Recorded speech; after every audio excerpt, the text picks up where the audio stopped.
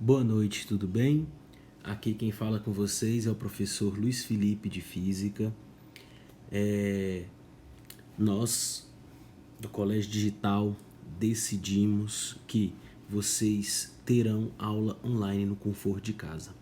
Entendemos que é um momento delicado onde todos nós devemos respeitar o que foi estabelecido pelos os nossos governantes e evitar uma proliferação desse vírus, uma catástrofe maior.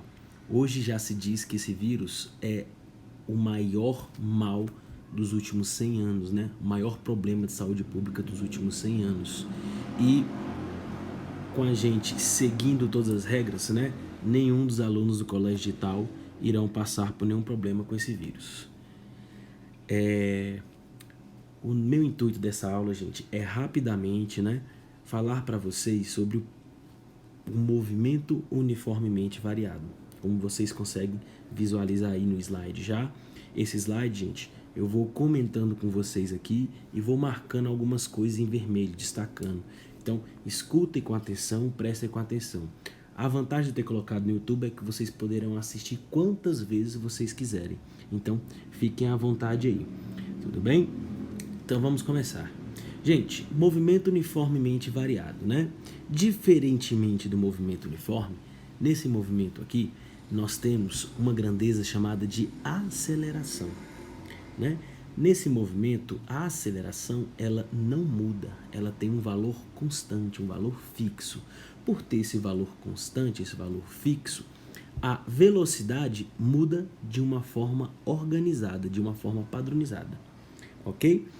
A grandeza aceleração, ela é responsável por variar a velocidade em um certo intervalo de tempo.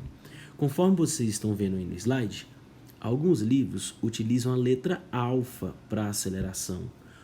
Nós iremos utilizar o A minúsculo para aceleração. Ok? Então, se por acaso vocês virem alfa ou A, é a mesma ideia. Aqui, gente, é a expressão para calcular a aceleração média. Como que se calcula a aceleração média? Você pega a velocidade final, subtrai da velocidade inicial e divide pelo intervalo de tempo em que isso levou para acontecer. Ok? Fazendo essa divisão, nós temos então o que nós chamamos de aceleração. Ok? A nossa grandeza, a aceleração.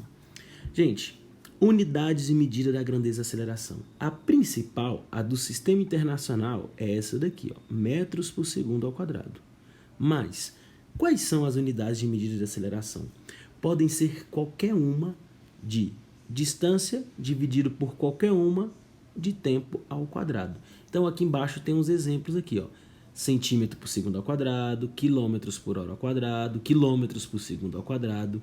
Tudo aqui, representa grandeza de aceleração. A mais importante para a gente é a do Sistema Internacional. Por que dá metros por segundo ao quadrado? Metros por segundo ao quadrado dá porque a velocidade ela é medida em metros por segundo no Sistema Internacional. Então, em cima aqui dessa divisão, nós temos o metro por segundo. Embaixo, nós temos o tempo, que é medido em segundo. Então, quando você divide metro por segundo, então nós temos, literalmente, metros por segundo ao quadrado. Então, só de observar essa unidade de medida aqui, você já pode saber que aquele número em questão, que está sendo tratado, é a aceleração. Tudo bem? Então, olha só. Nesse movimento, como tem aceleração, o que acontece com ele então? Tem uma leve diferença do movimento uniforme. Veja bem, aqui em cima nós temos o movimento uniforme. No movimento uniforme, a aceleração, ela vale 0. Não tem aceleração. Então, o que acontece com a velocidade? Repare aqui, que as setinhas estão todas do mesmo tamanho, todas do mesmo tamanho. O que está dizendo isso para você? Está dizendo que a velocidade ela é constante. A velocidade não muda. Pelo fato da velocidade não mudar, ele sempre percorre a mesma distância no mesmo intervalo de tempo. Veja só. Essa é a característica do movimento uniforme que nós já estudamos. Nesses dois aqui de baixo já tem uma leve diferença, olha só. Esse daqui, a aceleração, ela está na mesma direção e sentido da velocidade. Então, ela faz com que a velocidade fique cada vez maior. Repare as setinhas em cima aqui do carro, ó. Elas estão cada vez o quê? Maior. Pelo fato da velocidade ficar maior, repare que no primeiro segundo ele andou uma certa distância. No segundo segundo, ele já andou uma distância maior. E essa lógica permanece enquanto existir essa aceleração. Ok? Embaixo aqui, ó, a velocidade já tem o sentido oposto da aceleração. Então, a aceleração está contra a velocidade. O que ela faz, então? Ela faz com que o módulo da velocidade diminua. Reparem, quando o módulo da velocidade diminuir, nós vamos classificar esse movimento como retardado. Quando o módulo da velocidade aumenta, a gente chama esse movimento de acelerado. Então, veja só. Repare que no retardado, a cada segundo que passa, ele anda cada vez o quê? Menos. Quem é o responsável por diminuir a velocidade aqui? A grandeza, a aceleração. E com certeza, nesse caso aqui, ela é diferente de zero. Nesse caso aqui também, ela é diferente de zero. Ok? Então, veja só.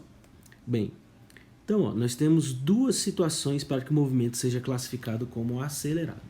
Quais são essas situações?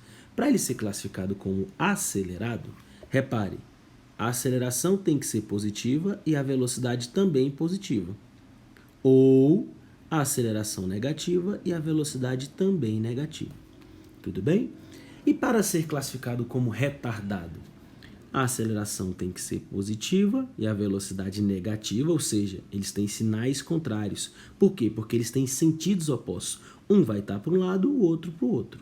Mesma ideia embaixo, ó, só que a aceleração negativa e a velocidade positiva.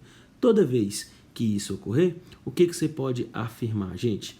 Que o movimento é classificado como sendo retardado, ou seja, a aceleração positiva, velocidade negativa, ou aceleração negativa, velocidade positiva.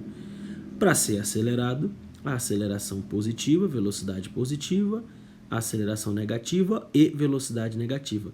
Acelerado, ambos têm o mesmo sinal, retardado, sinais contrários. Bem, essa é a classificação dos movimentos no movimento